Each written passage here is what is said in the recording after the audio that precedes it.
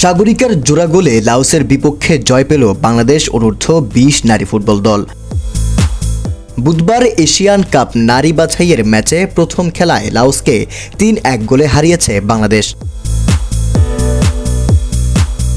ভিয়েন্তিয়ানের new Laos national স্টেডিয়ামে প্রথমার্ধে 1-0 গোলে এগিয়ে থাকার পর দ্বিতীয়ার্ধে আরও 2 গোল করে মেয়েরা। বিপরীতে 1 গোলও হজম করেছে। বাংলাদেশের হয়ে 2 গোল করেন মোসাম্মদ সাগরিকা।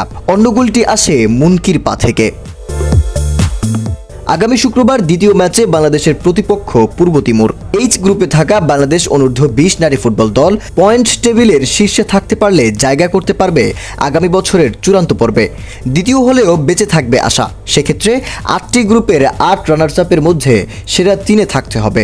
অনূর্ধ্ব 20 এশিয়ান কাপ বাছাইয়ে এর আগে বাংলাদেশ দল 12 ম্যাচ খেলে মাত্র 2টিতে জিতেছিল।